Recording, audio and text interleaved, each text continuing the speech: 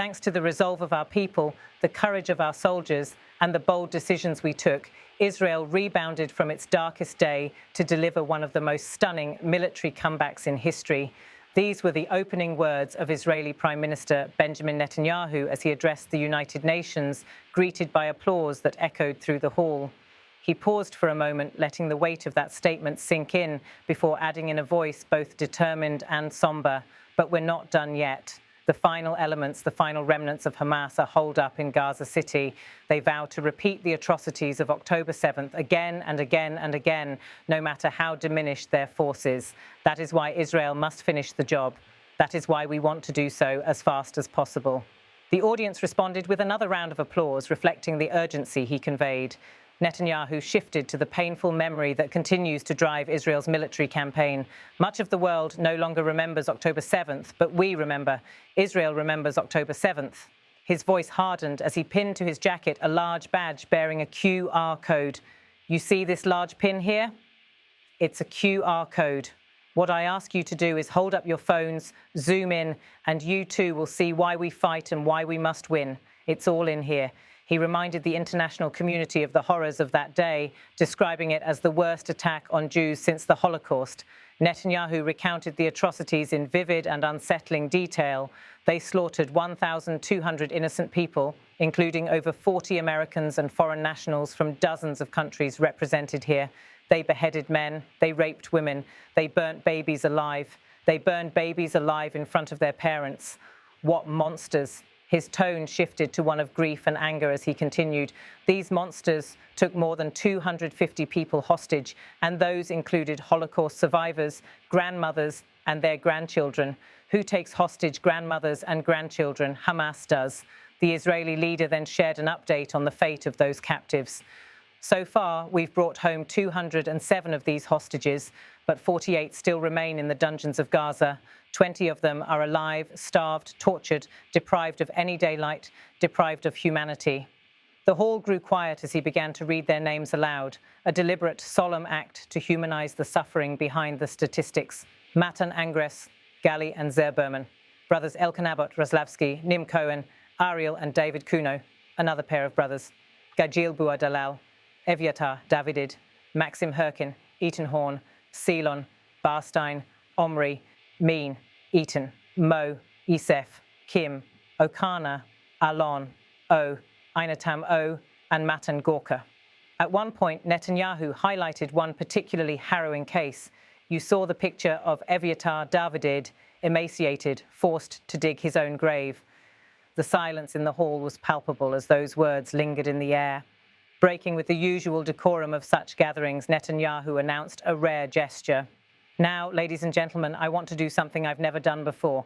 I want to speak from this forum directly to those hostages through loudspeakers. I've surrounded Gaza with massive loudspeakers connected to this microphone in the hope that our dear hostages will hear my message. Switching languages, he began in Hebrew and then in English. Our brave heroes. This is Prime Minister Netanyahu speaking to you live from the United Nations. We have not forgotten you, not even for a second. The people of Israel are with you. We will not falter and we will not rest until we bring all of you home. His words were met by another wave of applause. Then he turned his attention to the other side of the conflict. Thanks to special efforts by Israeli intelligence, my words are now also being carried. They're streamed live to the cell phones of Gazans. So to the remaining Hamas leaders and to the jailers of our hostages, I now say, lay down your arms, let my people go, free the hostages, all of them, the whole 48th, free the hostages now. If you do, you will live. If you don't, Israel will hunt you down. He added a direct offer of peace tied to the release of the captives. If Hamas agrees to our demands, the war could end right now. Gaza would be demilitarized. Israel would retain overriding security. His words suggested the outline of an end to the conflict, yet also made it clear that Israel was prepared to continue fighting if Hamas refused. Netanyahu's speech came at a crucial moment, almost a year after the devastating October 7th attack. While Israel has continued its military campaign with the stated goal of dismantling Hamas, the international community has become increasingly divided. Some nations back Israel's efforts as a fight against terrorism, while others call for a ceasefire amid the rising civilian toll in Gaza. Throughout his remarks, Netanyahu sought to reframe the debate by emphasizing the origins of the war. He insisted that the conflict was not a choice, but a response to the massacre of innocent civilians. His repeated references to October 7th were not merely historical reminders, but served as a moral anchor for his appeal. He argued that as global attention drifts to other crises, the memory of that day must not be allowed to fade.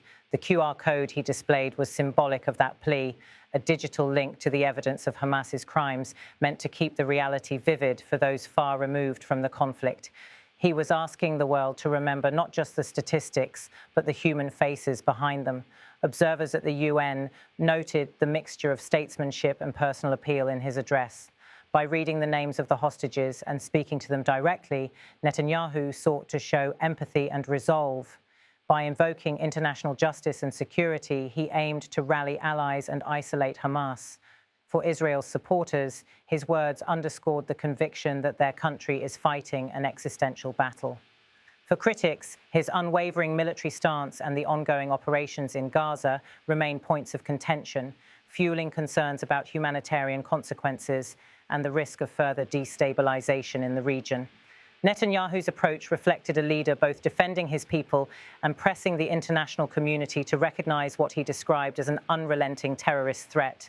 His tone alternated between solemn remembrance, direct warning, and urgent appeal. The Prime Minister concluded by reiterating his central message: Israel's fight was not yet over. The mission would continue until the remaining hostages were freed and the threat of Hamas was eliminated. His final words left the impression of a leader unbowed by international criticism and determined to see the conflict through to its declared end.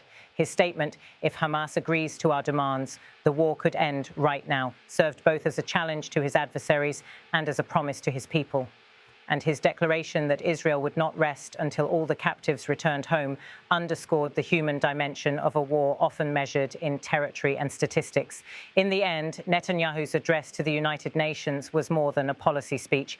It was part historical account, part moral plea, and part ultimatum. Through his words, he sought to remind the world of what had started the conflict, to reaffirm Israel's commitment to bringing its people back, and to warn that the alternative to compliance was relentless pursuit. His voice carried the weight of a nation still mourning its losses, but resolute in its determination. The speech left no doubt about Israel's stance. The war will not end until the hostages come home and Hamas's ability to strike again is dismantled.